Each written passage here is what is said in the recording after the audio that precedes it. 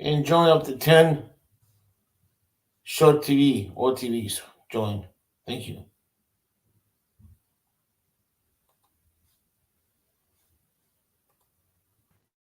One of these men was personal bodyguard to Winston Churchill.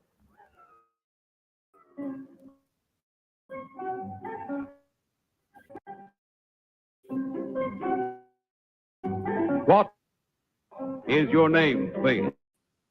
My name is Walter Henry Thompson. My name is Walter Henry Thompson. Two of these people are imposters. Only one is the real Walter Henry Thompson, and is the only one sworn to tell the truth. Now, here is our host, Bud Collier.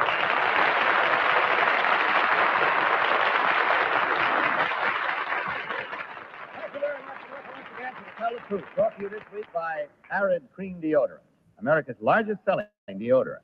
Don't be half safe, be completely safe. Use Arid Cream Deodorant to be sure. Now may I introduce our panel. First, Miss Polly Bergen. Then Mr. Don Amici to Tom Postman.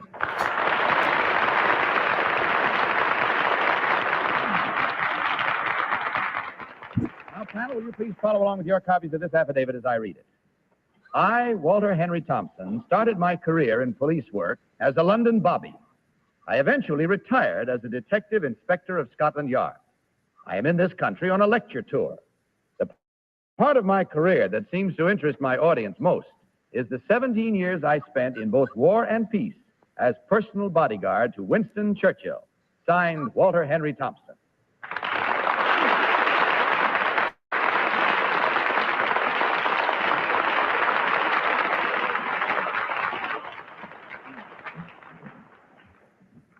Well, you heard this stalwart group of gentlemen all claiming to be Walter Henry Thompson, former bodyguard to Winston Churchill. Gentlemen, are you comfortably settled? All right, then let's begin this first round of questioning tonight with Kitty Carlisle. Kitty? Thank you, Bud. Number one, which member of Mr. Churchill, of Sir Winston's family, was an American? Number one. There was two. What were they? One was the son and one was a daughter, yes. Number two, can you tell me which members of Mr. Churchill's ancestral family were American? His mother. Number three, did you ever go to America with Sir Winston? Yes, indeed. Did you visit Mr. Baruch? Yes, indeed. Number three, where is Hobcaw? Hobcourt? Hobcaw. Number two, do you know where Hobcaw is? Yeah, either North or South Carolina. It's Baruch's Carolina home. South Carolina, I think. South Carolina. I think so. Number one, can you tell me where Sir Winston, I can't seem to call him Sir Winston. Where's cigars come from? Well, some come from Cuba, yes, from Cuba. Tom Postman. Thank you, Bud. Number two, please. How old is Sir Winston Churchill? 85 last November. Can you tell me, still number two, please, what years Sir Winston was not the prime minister? No. I mean, after he became prime minister, and then he was not, and then he was again. What were the years that he was not? 1945 to 1950. Do you agree with that, number three? You mean after the war, previous to the war, sir? Well, in the whole career. Well, I'd like to know when he was prime minister and then was not again before the war. Oh. You know number three? Well, that was in the period he was ministered to. Polly Bergen. That's the rottenest thing. Well, I have a little signal here, and it's been on a long time. I I waited see. as long as I could. All righty. Sorry. Number one, who writes most of Sir Winston's speeches? Himself.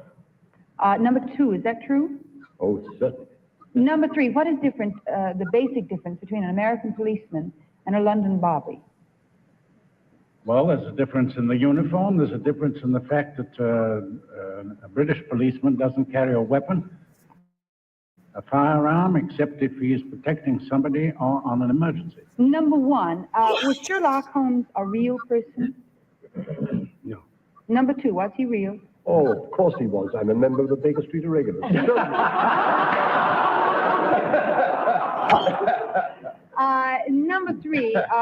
Where does do you have any idea where Mr. Gardner, I'm sorry, not Mr. Gardner, forget it anyway. Number 3, where is Scotland Yard located? Scotland Yard is located on the embankment between Whitehall and the embankment. Don? Number 3, where did the first meeting between Roosevelt and Sir Winston take place? The first one? First, It during was, the war. Atlantic Charter meeting at Placentia Bay, Newfoundland. Where did it take place, number 1? Number 1. In Placenta Bay. I beg your pardon? In Placenta Bay. Number 2, where did it take place? In Placenta Bay, North Newfoundland. Number 1, number 3, when did that take place? That was towards the end of 1941. Number 1, how old is Sarah Churchill? Number I 2, think she's about 38.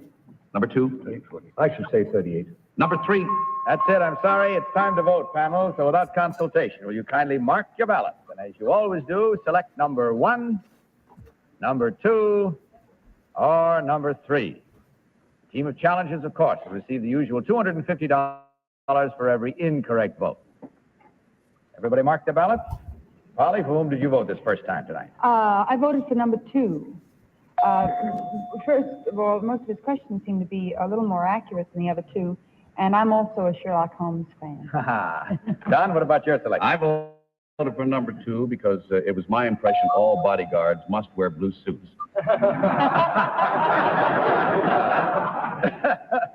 Kitty, which one is your choice? I voted for number 2. He knew about Hobcore, which is Mr. Brooks' place in the South. Unfortunately, he gave a lot of information, which the real one generally doesn't do, but I still think it's number 2. Okay, and Tom, which one do you like as the real one? Well, I voted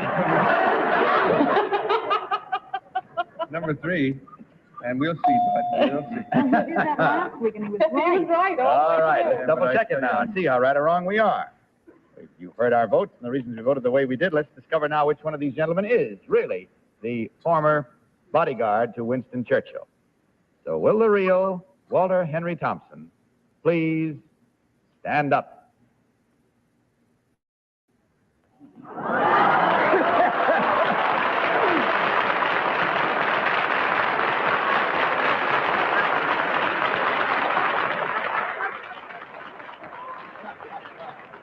Thank you, Mr. Thompson, very much. Number 2, would you tell us your real name since you got it most of the votes and what you really do, sir? My name is Peter Gregg, and I'm associated with Brown Vintners, importers of wines and spirits. Thank you, sir.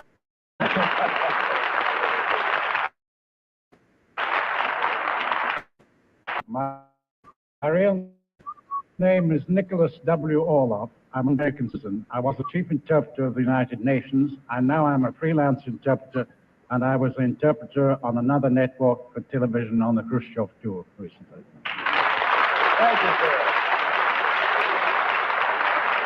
Yes, Kitty. Number 1 said that his daughter and his son were Americans. Either he didn't understand me or I didn't understand him. I believe he misunderstood the question. When I asked how many members of his family were Americans. I thought you said how many of his family had visited America. we're in America. I'm so sorry. I'm sorry. We'll let him get by. All right, well, in checking up on our front score, I find there were 4 incorrect votes, $250 each, for a total of $1,000 from our gentlemen. And on your way out, a gift package, a year's supply that should be, of Rise Instant Lather for each of you. Thank you very much for being with us. Good night and good luck to you. Now, panel, let's meet our next team of challengers.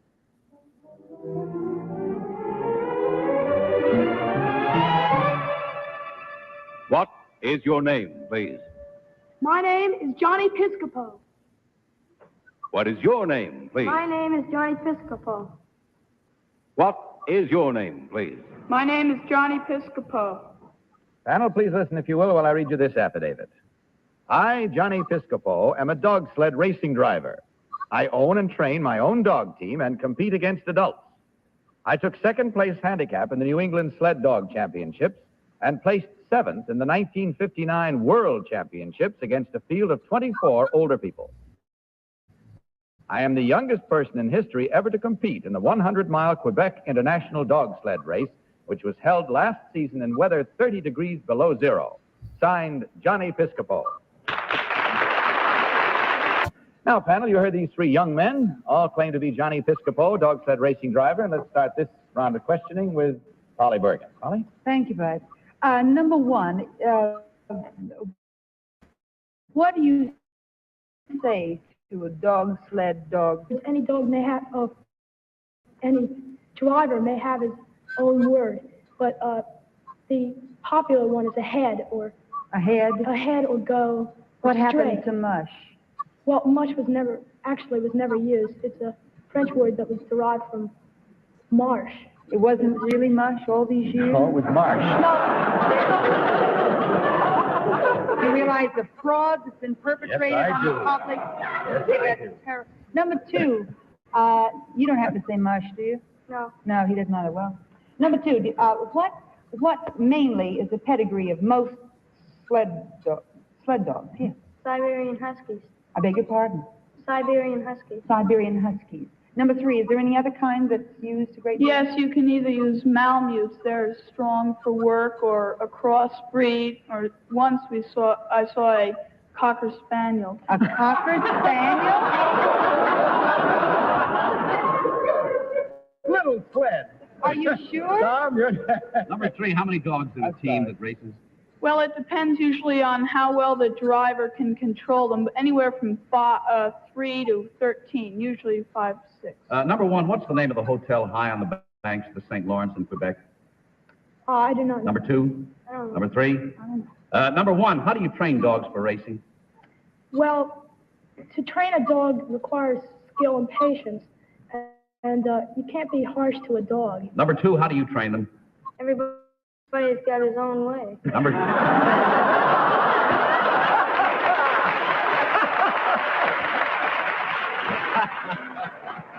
Okay. Number Carlisle, I think it's too late for these kids to be up. They're up a lot higher than we are right now. Number 3, you come from New England. Yes. You were racing through strange territory then.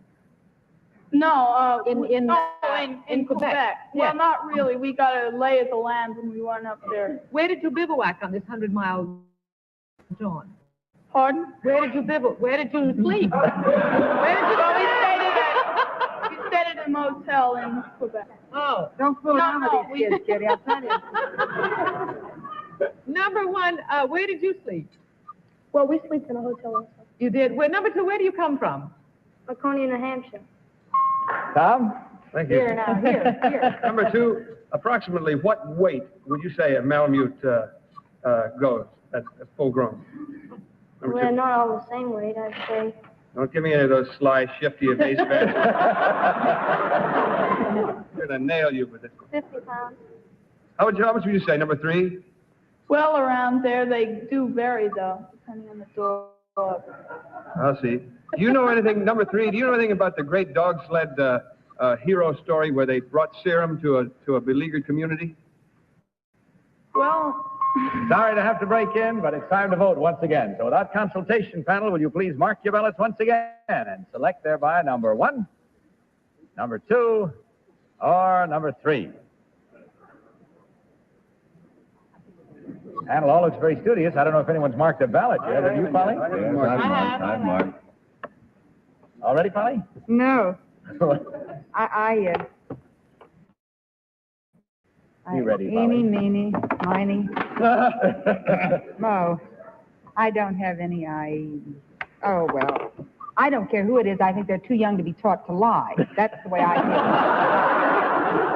I voted for number 2 because I was wrong last time. Oh, I see. All right. Don, your vote. I voted for number 3. I don't know. She looks like the kind to be able to best handle a group of dogs, I thought. And Kitty? I forgot about that. I voted for number 3 because when he said he'd seen a Cocker Spaniel in a dog sled team, he really looked as if he'd seen one. He kept nodding all the time. All right, and Tom, your vote. That was a real toss-up for me between 2 and 3. I voted for 2, as it says here, unless I'm wrong, in which case I voted for 3. They were both, answers were fairly, Malamute actually goes about 100 pounds. I know because I got a letter from a fellow who has a Malamute, and he sent me a picture of him and so forth. And He's a fat dog. is a fat Malamute. He's overweight. Okay, there we have it now. The votes are in, and let's see whether or not, if you're guessing along with us at home, you worked out as well as the panel did, or maybe better. We'll see which one of these young men here is the real dog sled racing driver. The will-o-real, Johnny Piscopo, please stand up.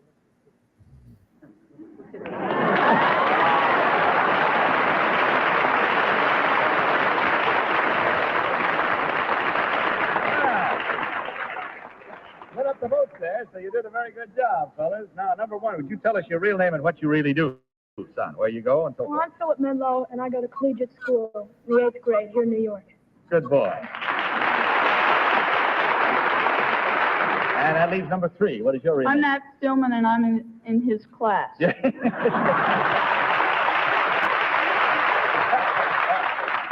Oh, boy, just for the information of it, where do you go to school, son? Number two. In Tilton, New Hampshire. Tilton, New Hampshire. What grade are you in? 7th. 7th grade. Well, you did a fine job. And there were 2 correct and 2 incorrect votes. That means at $250 each, it's $500 for you 3 stalwart young men. Happy dog sled driving to you. On your way out, there's a gift package of Carter's fine products for each of you. Thanks for being with us. Hope you had fun. Good night. Good luck.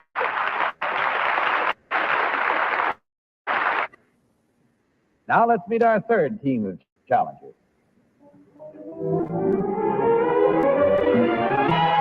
What is your name, please? My name is Nancy Airy.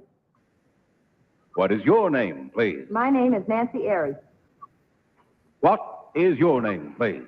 My name is Nancy Airy. Please listen once again, panel, as I read you this affidavit. I, Nancy Airy, have 2 separate jobs. From December to March, I work as a shipping clerk for a lobster company. From March to December, however, I become a lobster fisherman myself. Each morning at 5:30, I am offshore in my 16-foot outboard wherry, tending my string of 50 traps. I am one of the very few women in the country licensed as a professional lobsterman. Signed, Nancy Airy.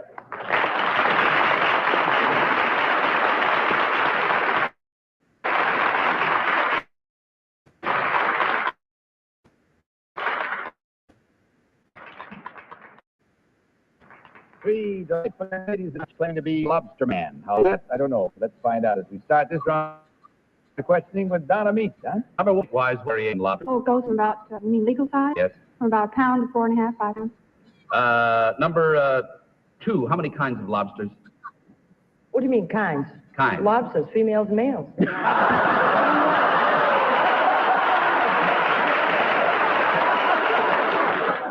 that what you mean?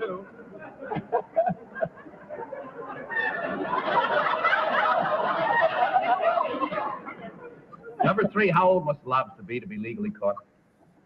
I don't know. Number 1. I don't know. Number 2. How could you tell his age? You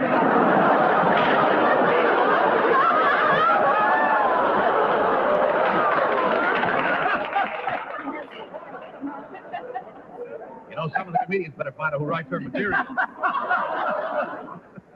There must be a clause somewhere that covers that. A clause? A clause. Kitty. How can you tell male? How can you tell male from female? Well, when you open them up, you can find coral inside. That means it's a female. But not on the outside. Yes. You can tell on the outside. No. Oh, not I unless didn't the think eggs so. are on the outside. Uh-huh. Number 2, when are they at their smallest? When they're babies. What season of the year are they at their smallest? There's not any season year that they're smaller than other times. There's no season for lobster. Is there any season when they're smallest, number 1? No. Number 3, what is a wherry? It's a small, round-bottom skiff. Round bottom? Round-bottom skiff used for wood, Used for what? I guess. Can you tell me how much lobster retails per pound? Sorry, Kitty. Number 3, what is the derivation of the name Airy? I don't know. I believe it's Scotch. Thank you. I'll ask some lobster questions now. Number 3 again, what is the lobster's natural enemy? Themselves. I see. Number 1, what is the difference between, no, you'll answer that, won't you? Number 2, the difference between Maine and other kinds of lobsters. Which number? Number 2, I'm sorry. Number 2? Oh, excuse me. Sorry. They're all the same. I mean, lobsters are lobster. Number 3, would you consider that perfect answer? Maine lobsters and other kinds? Well, do you mean like for the different states of the Maine coast, or? Well, what about the West Coast lobsters? Well, they speak with a different accent. Holly? Especially number 2. Number 1, I beg your pardon. Oh, wait. Mother's Channel, where's that? Right outside. Who? Right outside Bucks Harbor. Where is that? Well, that's near Castine.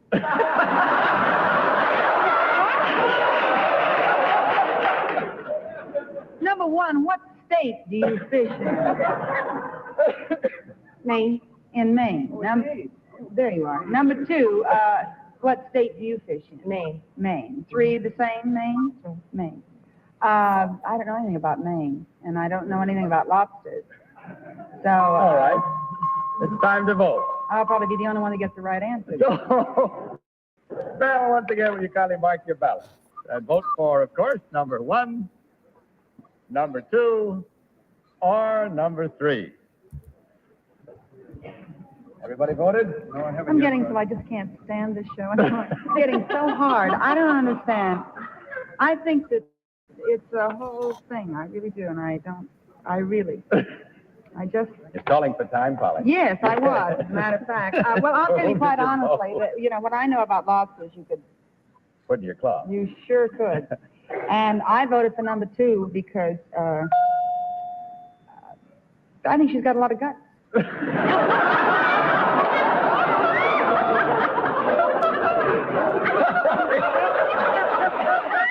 John, after that, if you got the guts to cast your vote. Yes, I cast my vote for Cash.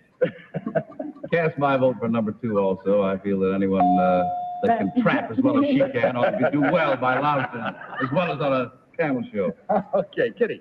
I voted for number 1. I thought she had sort of a Maine accent, and she certainly knew where she fished in the strangest places. And Tom, your vote, please. She did. I didn't vote for number 1. I'm sorry. I voted for number 2, Bud. First of all, because she looks like a friend of mine who runs a lobster restaurant, and her husband works in a lobster company. It's not the same person, but she looks like it. That's my reasoning. But number 1, I said in a way, I thought she was very well schooled, and they do a terrific job of that here. Willie is fantastic, and I thought maybe she knew too much. All right, there we have it. Let's find out now. And hold your horses until we do. We'll learn right now which one of these 3 young ladies is the real lobster fisherman. The Willow Nancy Airy. Please stand up.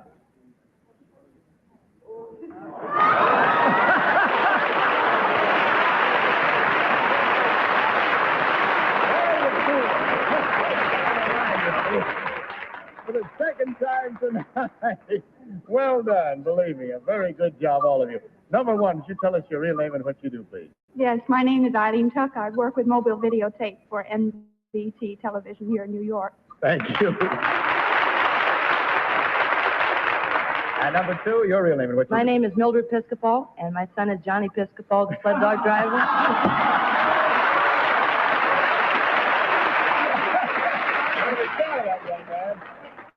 One question I have for numbers 1 and 2. Do you ever fish for lobsters in your life? No. Nope. Never did. Boy, I think they were just great. Yes, Tom? You should be on the other end. May I ask number 3? Now, it struck me that you might have a trace of an accent. How come you weren't more familiar with where the name Airy came from? If you're that close, are you not that close to it? Do you have, what he's trying to say is, do you have an accent like Scotch or When I asked you where Airy came from, you said, I don't know first, and then you said, I think it may be Scotch. Was it that just that far away in your mind? Well, that's right. That's all there is. Father, I should have said. You can tell me after the show where Poston comes from. But I guess that's all the time we have. We check up here on the score. We find again 100% wrong, which means that $250 each, 4 of them, for a total of $1,000, ladies. That's good fishing, believe me, in any lobster trap. On your way out, a gift package of all of Carter's fine products. Good night. God bless you. That's all we have time for tonight, except we have a reminder for some of you from the New York, or rather the United States Immigration Service. If you are a non-citizen and have not complied, please go to your post office or immigration office and fill out your address report card. It has to be done before the end of January. Don't forget it. Don, you're not going to be with us for a couple of weeks. We'll sure miss you. Hurry back. Thank you, Bud, very much. We never find out anything until you announce it. Well, you hurry back. That's the most important thing, okay? Around. You're going around. You come back quick. And right now, this is Bud Collier saying goodnight, panel. And good night to all of you from Arid Cream Deodorant, and reminding you to tell the truth. Good night, everybody. To Tell the Truth is the Mark Goodson, Bill Johnson production in association with the CBS Television Network.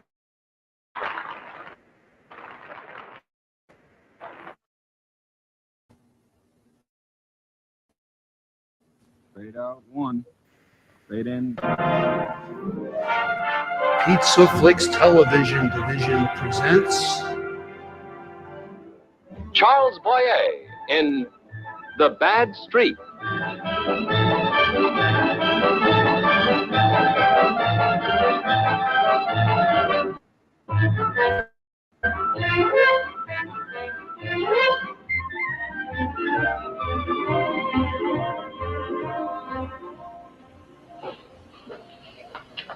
He's still winning. Is he? Barry, you can't stand it. You can't let him win so much. What do you suggest I do? Rig the wheel? Pretty okay, this for Johnson? Yeah. That kid at the roulette wheel, he's on a winning streak. So he's on a winning streak. Give me a cigarette, will you? He's in a foul mood. What do you want to do? Celebrate when some kid that ain't even dry behind the ears is winning? Look, I'm on your side. Place your bets. Place your bets. Who is he? I don't know. First time he's been in. He'll break Barry if he keeps this up. Yep. Barry. Oh, Bentridge. You're a little early. We're still in business. Now, Barry, why do you take that attitude? All I'm here for is to help you. Oh, I thought you'd come to count the receipts. You mean your losses? Why don't you give in gracefully? Let us take over, make a dignified deal. I don't want any help from you. I thought I'd made that clear. The people I represent will see that you're not hurt. They'll take care of you. Would I be working for myself or for them? Well, that's what I mean. Barry, think it over. If you go broke again, where will you find another bankroll? You haven't 5 cents worth of credit left.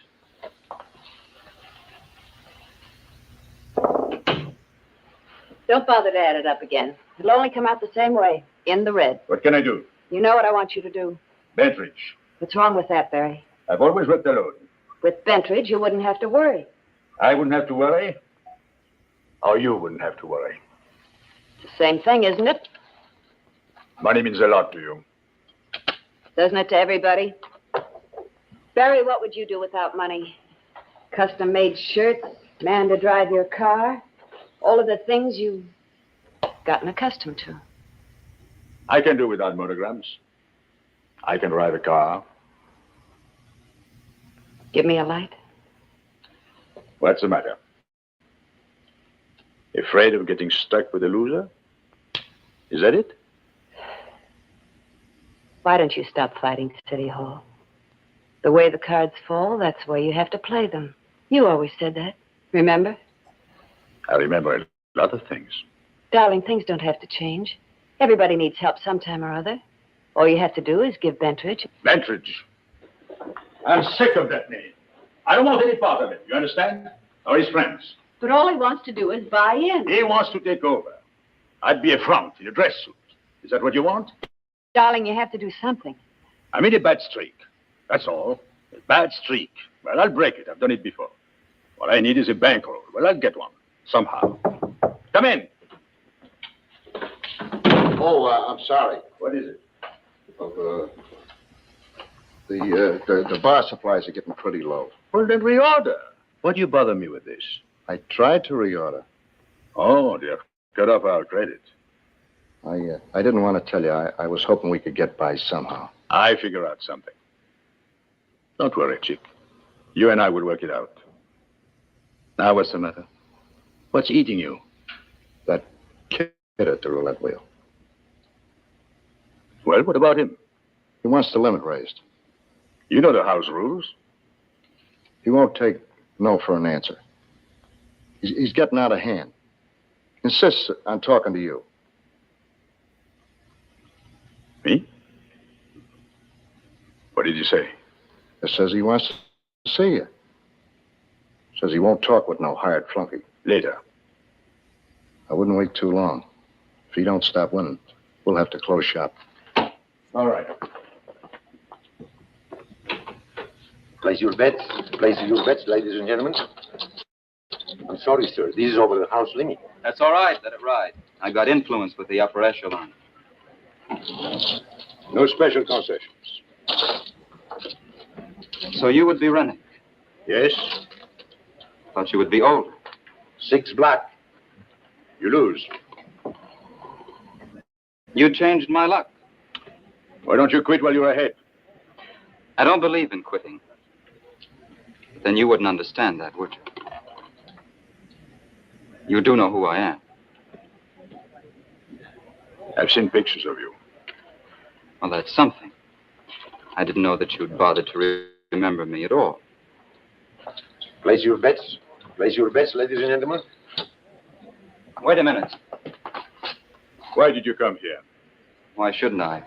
I've waited a long time to see you. Well, I'm glad you came. So am I. I've been very curious about you. You have? Yes. I wondered what it would be like to meet the fabulous gambler face to face and tell him what a cheap tin horn I think he is. Now, if you don't mind, I'd like to gamble, really gamble. If that's possible in here. It's a public place. Barry. Who is he? You know him. Know him?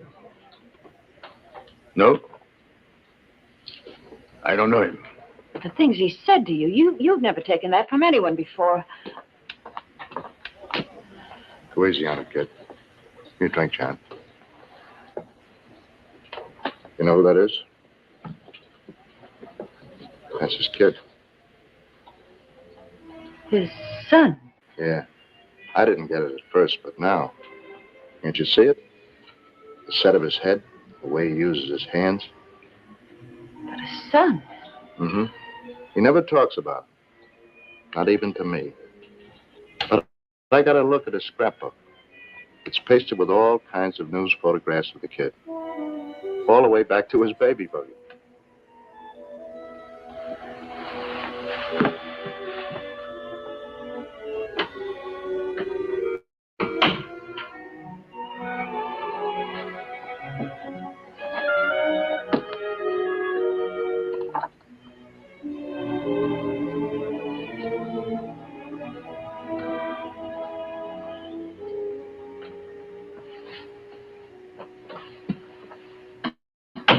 Barry, we've never asked each other any questions before, and that's been all right with me.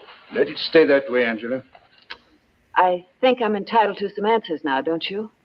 I don't see that things have changed. But that's your son out there.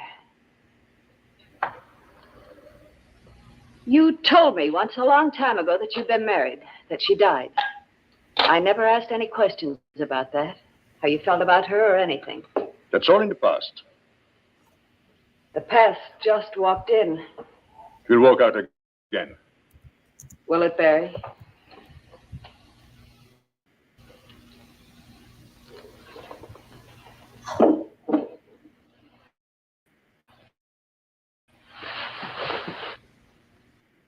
Angela, wait.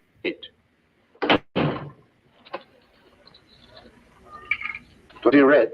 You win again, sir. Of course.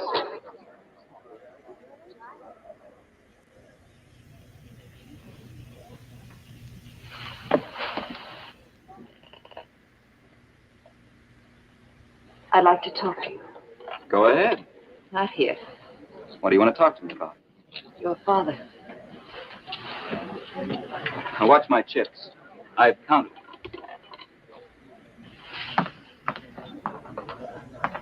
A drink? No. It's quieter over here. All right.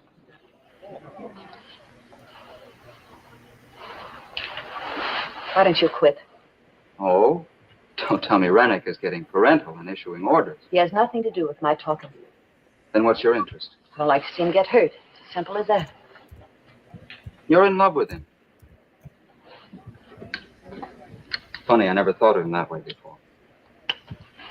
He's in enough trouble now without you making it worse. That has nothing to do with it. Trouble? Look, you go somewhere else and gamble. You've won enough here. Wait a minute.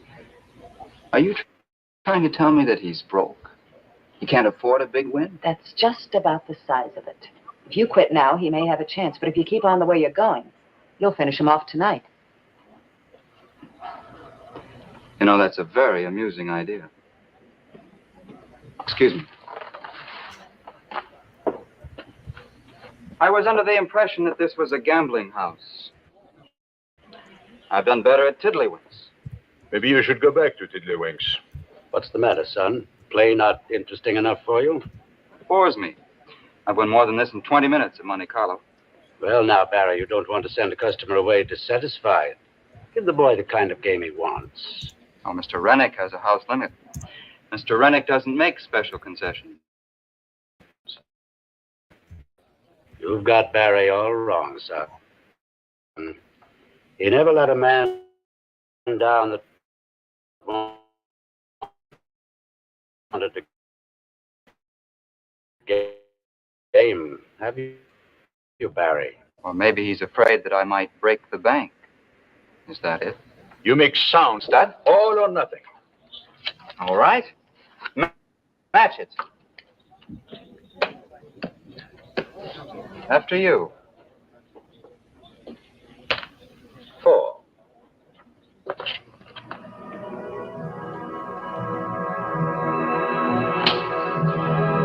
I'll be back.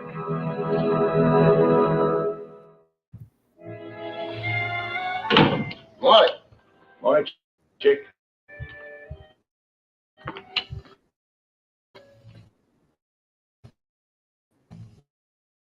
Last night, you say, you know, a couple of more nights like last night.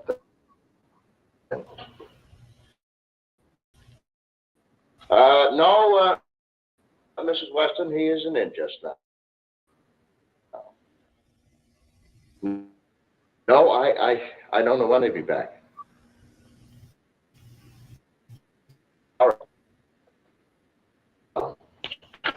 She wants you to come to the hotel. She's being sick. You want to go over with her?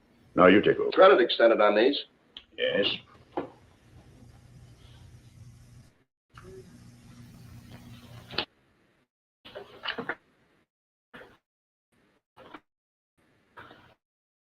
Hi. Well, this morning. How do you feel? Thank you. Darling, I feel like we have a whole new leaf on things. Don't you? After last night. Darling, surely you're not upset about what happened. No. After all, it wasn't your fault. He egged you into it. He had it coming to him. Yes, it was one of those things. No, it wasn't. He did it deliberately. He wanted to hurt you. I begged him to quit. I told him you couldn't afford a big win. You told him? What right had you? Barry, after all, he is your son. I was only trying to help you. Help me. Were you trying to make sure I didn't go broke?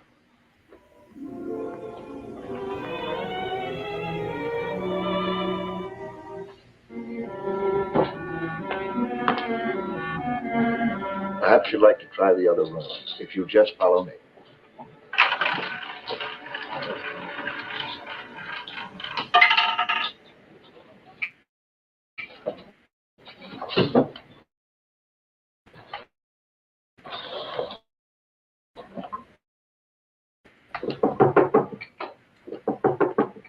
Mr. Rennick, I sent for you.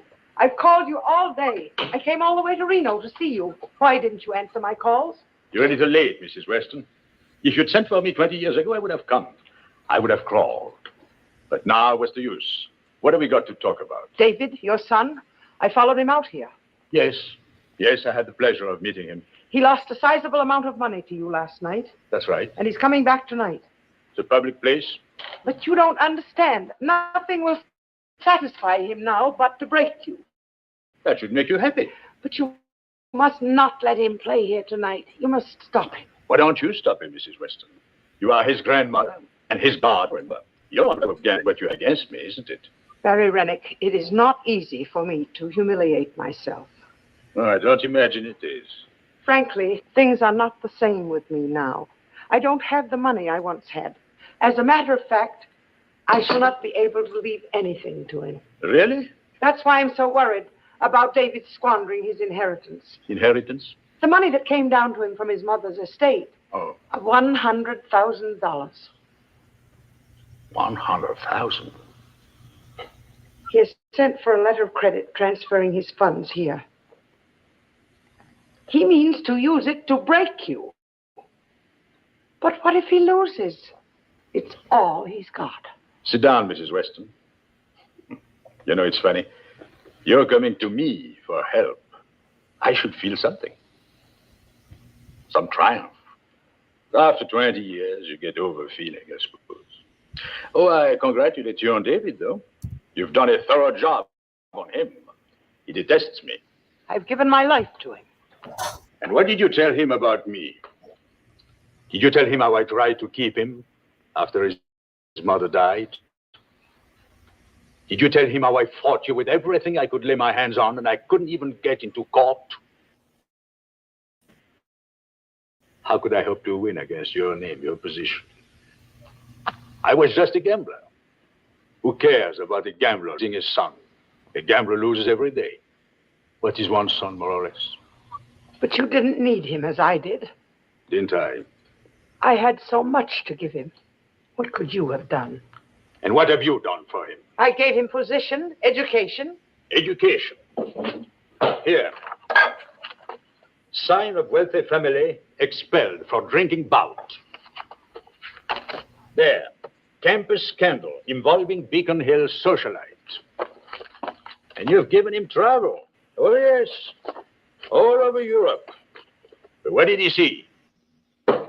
Casinos. Racetracks. He's got your bad streak. It's in his blood. How many times a day did you tell him that? But you've got to shoulder your responsibilities. You've got to stop David from squandering his inheritance. There is only one way to stop a gambler, Mrs. Weston, and that is to break him. You mean to tell me that if he comes here, you'll take his money? If he wishes to gamble, I won't stop him. Your own son. He accused me of being a tin horn. I can't have him think me a coward. Now, can I, Mrs. Weston?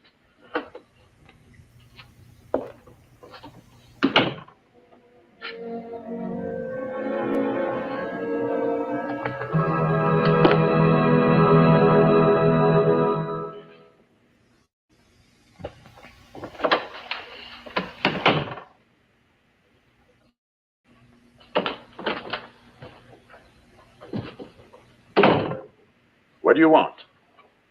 I came to win my money back. The casino is out there.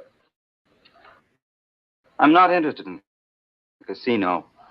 I lost it to you. You know, your grandmother was here. She asked me not to let you gamble. I'm a big boy now. I make my own decisions. Or maybe that's an alibi on your part so that you don't have to play me. What's your pleasure? Blackjack. Head to head. Shall we go outside? Oh, no, in here's fine. It's more social. It's real family stuff. We'll need some chips. How much? $10,000.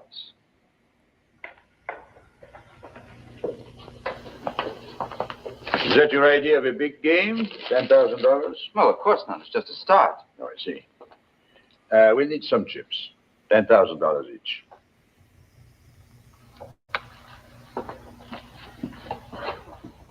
Oh, incidentally, what are you using for money?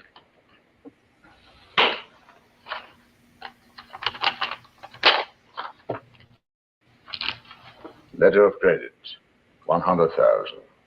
I hope that's good enough for you. Oh, yes. Now, your check for $10,000, please.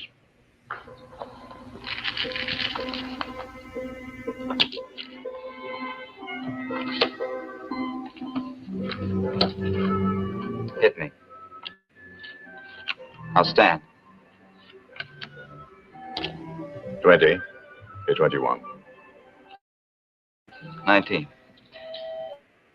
I'll need more chips.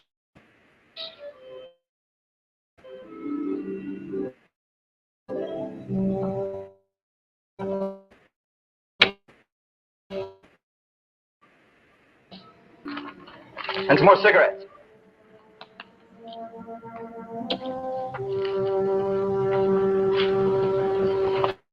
How's it going?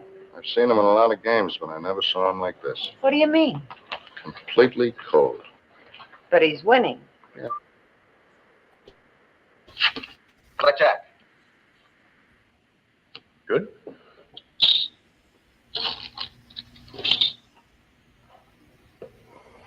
Your deal. They change your luck. Take your chips.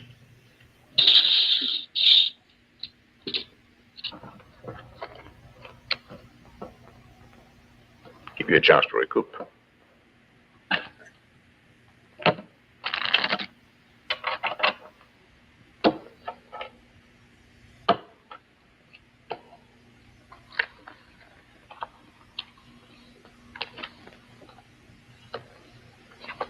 Blackjack.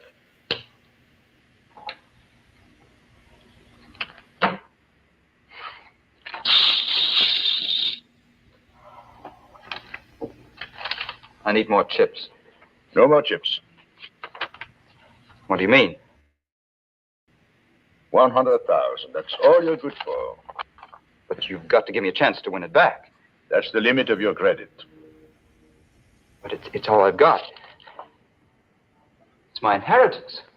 If you've got to gamble, you've got to learn how to lose.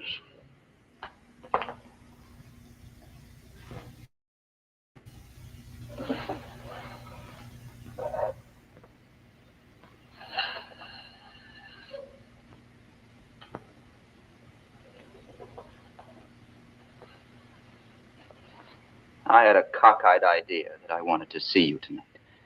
I didn't think that you could be as bad as my grandmother said you were. But you're worse. Well, you've taught me one thing tonight. I hate gamblers.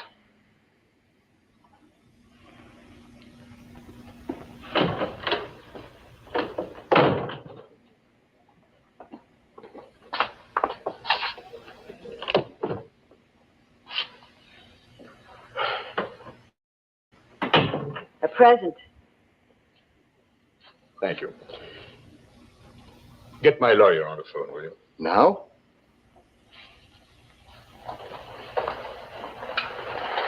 I'm glad you won, darling. I wouldn't worry about it. He'd have lost it anyway. If it wasn't you, it would have been somebody else. Sure. $100,000. Just a few pieces of paper. How much they mean. What they can do. He can really put you back on your feet. Just a minute. Barry wants to talk to you. He was asleep. Hello, John. I'm sorry. I didn't realize it was so late. John, I have $100,000 worth of checks here. Yes, they're good. They're backed up by a letter of credit. No, that's not it. I want you to set up a trust fund for my son. Yes, my son David. You know, the type he can't break. That's right. Ironclad, so he can't ever squander any of it away. Yes, well, you know about those things. Right. I'll leave it to you. Draw up the papers. Thanks. $100,000. Like you said, Angela, the way the cards fall, that's the way you've got to play them. That's the end of the monogram shirts, the chauffeur, and all the other expensive, beautiful things. Barry. Oh, Chick, you might as well call Bentridge. Tell him he can take over. But tell him I want out completely. Where are you going? I don't know. For a walk. Clear my head. Get some cigarettes. Do you want me to go with you? No. You are coming back. It's over. All over. Don't you understand? I'm broke. Go and find yourself a winner. Let him go. He's a bigger fool than I thought he was.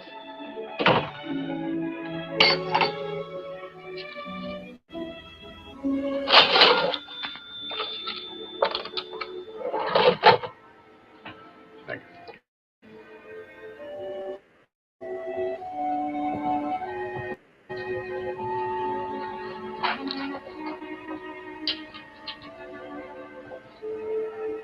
$5 will get you 10, you don't make it.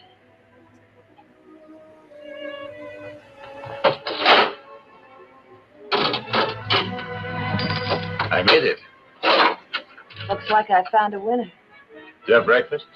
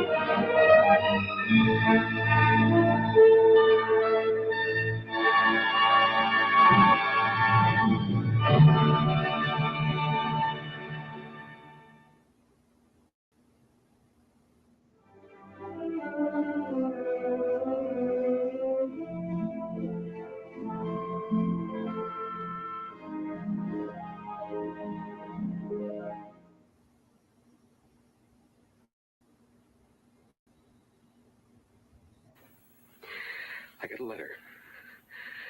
Smuggled into me day before yesterday. They're holding her for the hold-up, Lou? I'm going to tell you where it is. You... Oh, no, wait a minute, Floyd. I can't do what you're asking. You know that. But you got to. You got to. They'll kill her. Floyd, it's not your money to begin with. It's mine. It's mine or it's nobody's. Nobody knows where it is. Except me. Take it easy, kid. Take it easy. You can't let her. You can't.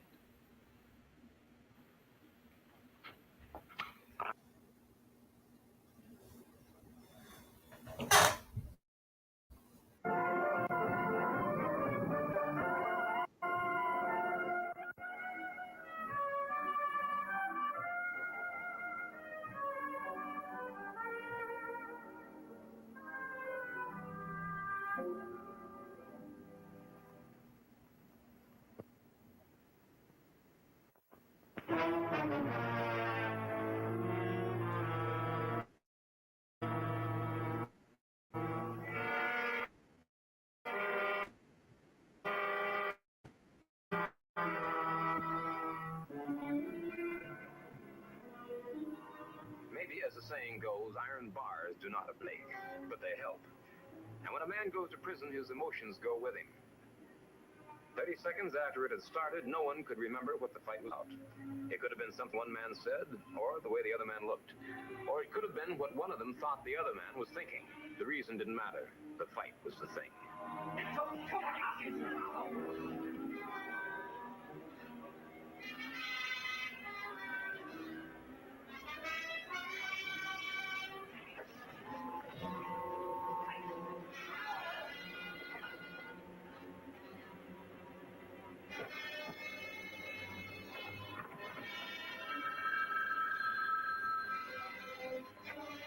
I was in my office when the call came from Father Craig, one of the chaplains at Sing Sing.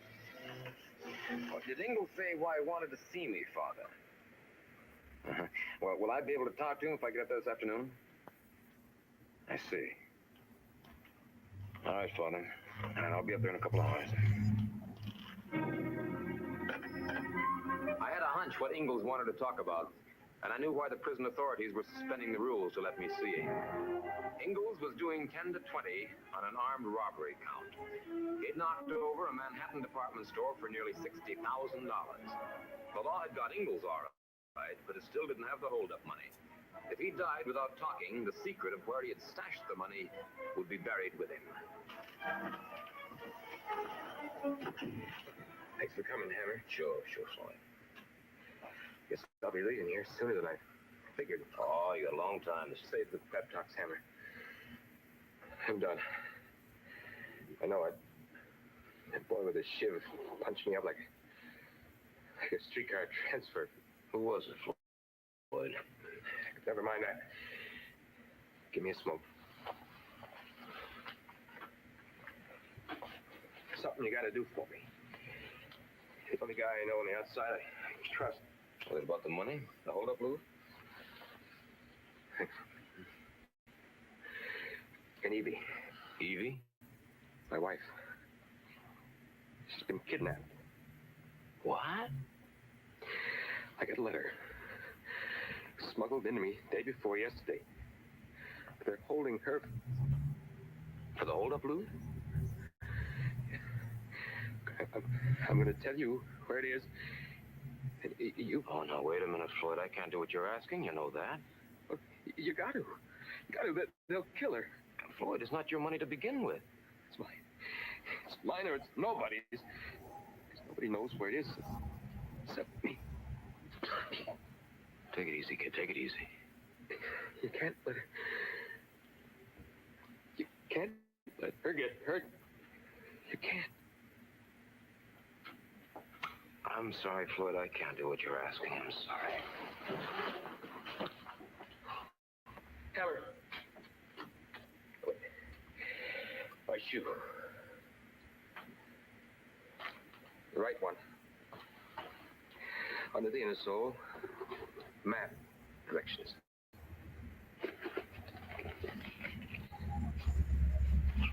I won't promise a thing, Floyd. All right. I'm not asking you to.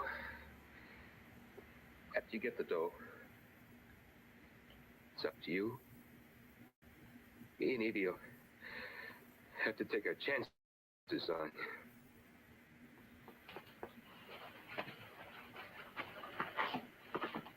I'll let you know, Floyd.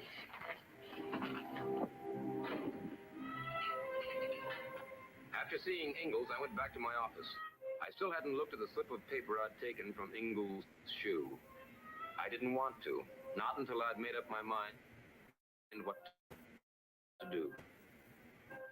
I knew what I should do. Turn it over to the authorities, play it by the...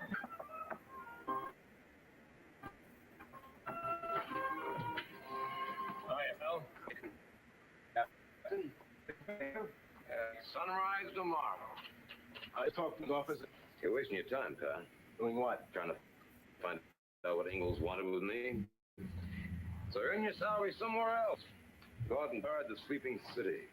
Are we going to have to do this the hard way? Like what? Like having you hold in for questions. Oh, come on, Pat. We're both too old to play trick or treat. Look, Mike, I want it straight.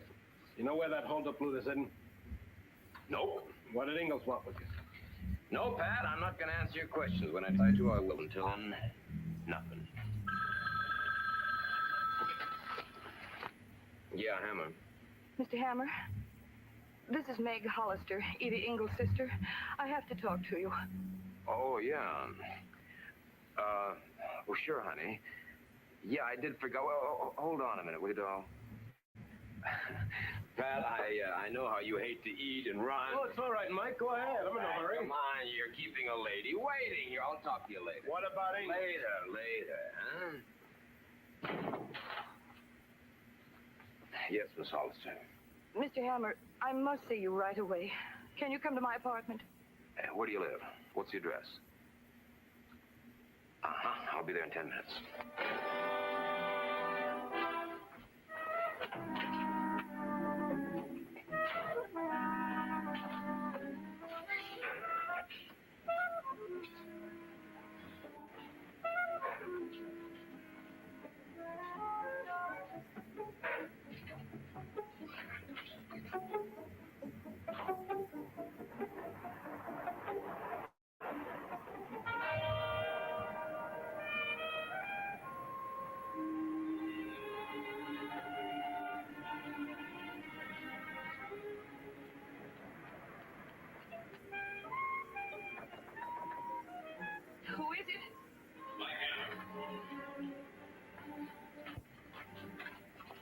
Thank you for coming, Mr. Hammer.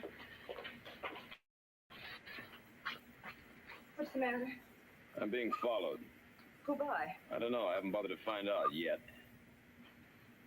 I saw your sister's name alongside yours on the mailbox downstairs. Evie moved back in here with me after Floyd went to prison. Why is she using the name of Hollister? Because she didn't want anyone to know that she was Floyd Engel's wife when she went back to work. Is this your sister here? Yes. Come on, take it easy, huh? Relax. Sorry. It's just that Evie and I have been closer than most sisters. I practically raised her. Did Floyd tell you where the money is? How'd you know I talked to Floyd? I got a phone call from some man about an hour ago. He said that you'd gone up to the prison to talk with Floyd. And he told me to tell you that he'd contact you about paying over the money for Evie. He said for you to be here at 10 o'clock. You are going to pay it, aren't you? Well, Well, didn't Floyd tell you where the money's hidden? yeah, sure, but there's a lot more to it than that. Because it's stolen money? Yeah, among other things. But Evie's life is at stake. Maybe, maybe not. No, don't say that. Come on, pull yourself together, huh? Compose yourself.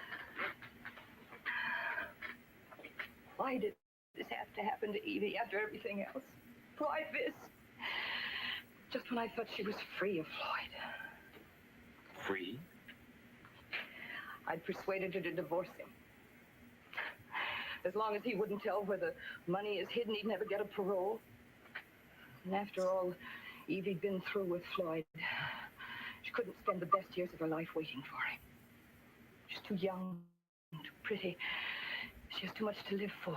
You're making noises like a mother. Suppose I am. It's just that Evie's been more like a daughter than a sister. How come you never got married and had a daughter of your own? I don't think that's really any of your business, is it? No. Then why did you bring it up? Because I don't like self-sacrificing women. Did I say I was You self-sacrificing? don't have to. Look at yourself. The way you dress, the way you fix your hair. What's the matter? You afraid that somebody's going to mistake you for a woman? Yeah, and a darn attractive one, too, if you'd only give yourself half a chance. I think you'd better go, Mr. Hammer. The name is Mike.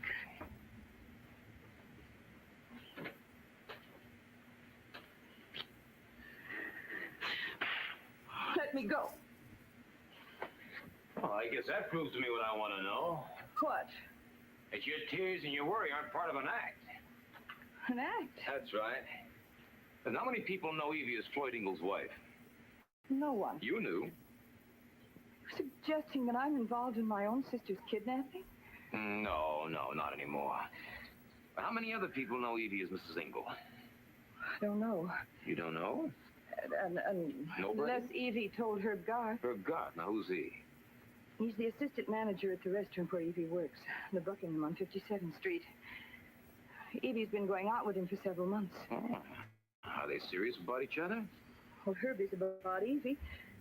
I think she's still in love with Floyd in spite of everything. This, Herb Garth, does he know what's happened? I tried to call him at the restaurant and he wasn't there. They told me he'd quit his job 2 days ago. Well. What's he look like? Oh, he's 30, dark-haired, sharp-featured. Do you think it's Herb who's following him?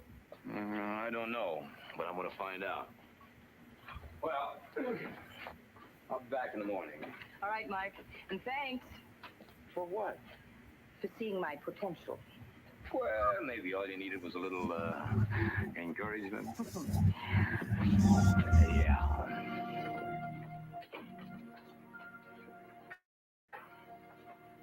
Wait a minute, mister. I want to talk to you. No, isn't that a coincidence? I want to talk to you, too. Me first. Now, quiet. What's the idea? That's what I want to find out. All right, mister, on your feet. Well, that's a neat trick, Tiny Tim. I didn't figure you for a judo man. Come on your feet. All right, Pee-wee, what's next? You're going to take a ride downtown. What's downtown, aside from the other end of uptown? Captain Chambers' office. Why, you a cop? That's right. Well, why didn't you say so in the first place? My name's Mike Hammer. Yeah, I know. Well, you go down and tell Captain Chambers that I'd love to have a chat with him, but right now I'm a little busy. You tell him.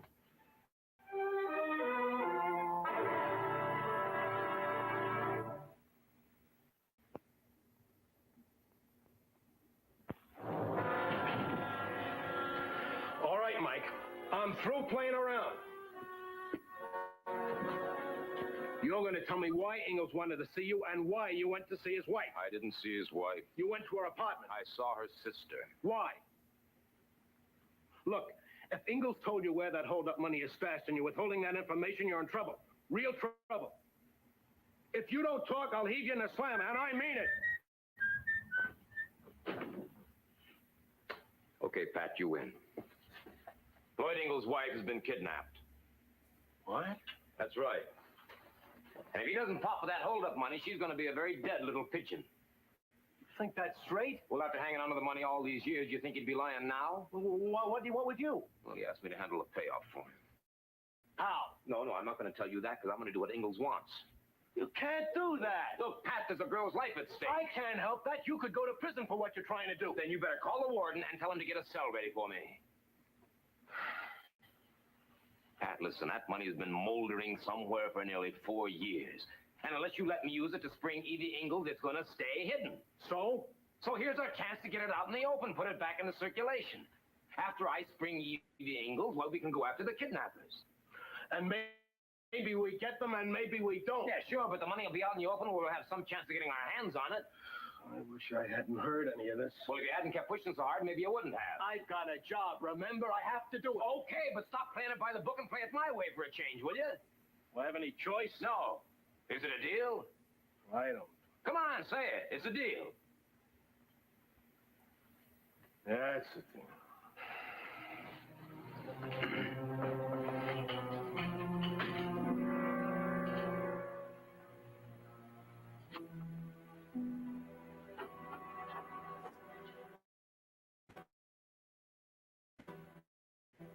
I went back to the office and got the paper with the directions for finding the money.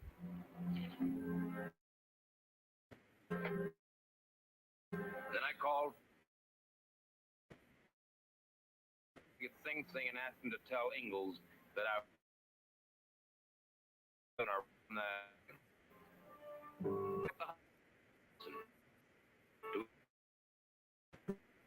farmhouse between Ferrytown and Dobbs Ferry. At the base.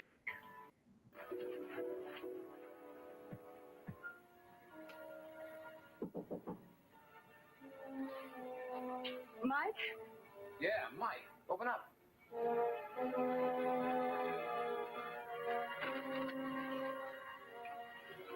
I beg your pardon. I was looking for Meg Hollister. Won't you come in? Oh, boy. I'll call her. Well, what's the matter now? You feeling guilty for being alive, and I might add, looking alive? Guess a little. Well, don't be. That's not going to help Evie. Now, listen, when all this is over, how about a date with Evie Ingalls' beautiful sister, huh? Just one? Well, I'll see what I can work in my date book. You look tired, Mike. I am. I'm exhausted. I spent a rough night last night. This satchel was at the bottom of the third hole that I dug. That's the stolen money? That's the very bag that Floyd buried. Then you will do it, Mike. You will get Evie back. That must be the phone call we're expecting. Yeah? Hammond? Yeah? Have you got the money? Have you got Evie Ingalls? She's right here. All right, put her on the telephone. I hope you weren't stupid enough to try and have this call traced. Call's not being traced. Put her on the phone. Sure. Make sure it's your sister. Hello? Oh, Evie. Meg? Oh, it's all right, Evie. Everything's going to be all right. Tell Mr. Hammond to hurry, Meg, please. Hurry, Hammond? That was Evie. You sure? Yes. Hello? Yeah? Yeah? What do you want me to do? Know where Long Lake is? Well, no, but I can find it. We go to Martin's Landing and rent a boat with a motor. Yeah, go on. Cross the lake and cruise along the north shore until you see a white flag at the end of the dock. Tie up there. You've got just one chance to get Mrs. Ingalls back alive, Hammond. Don't goof it. Long Lake's about a 3-hour drive. How do you know that? My mother and father used to take Evie and me there years ago. Oh, Mike, I want to go with you, at least as far as Martin's Landing. Oh, okay, get your coat.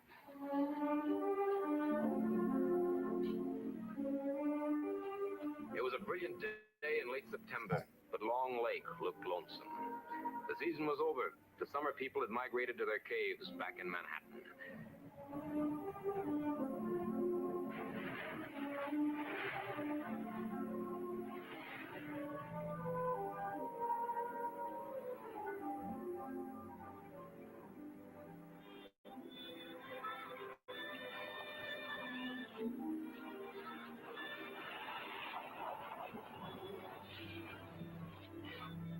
It was a little after 2 when Meg and I got to Martin's Landing. I left Meg in the car.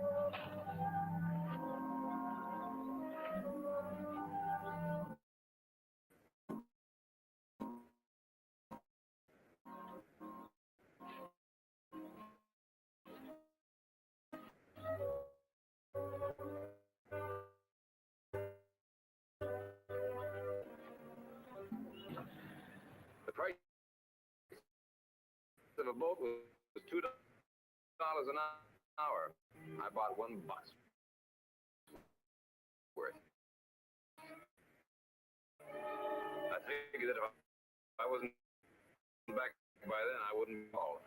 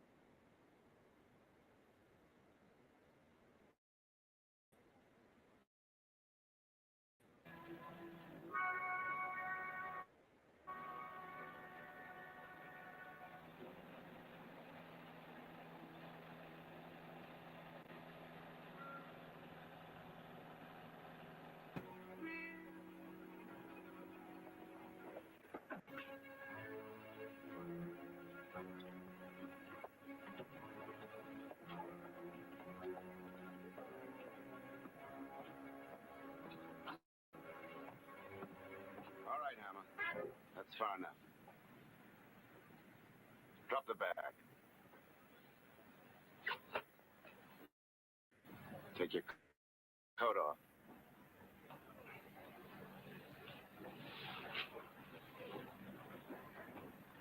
And play it smart, huh? I'll blast you right here. Drop the gun, too.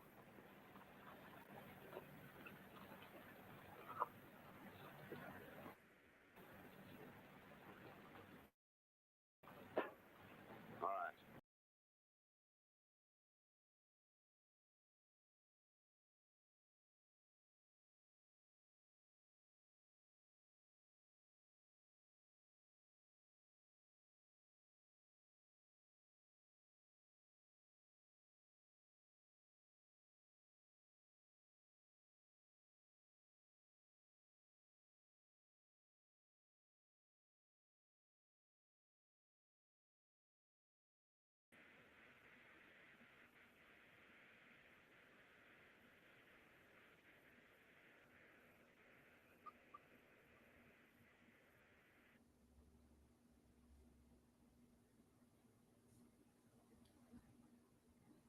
Well, I'm going to end it. We'll be back later on, 3:30. A couple more videos.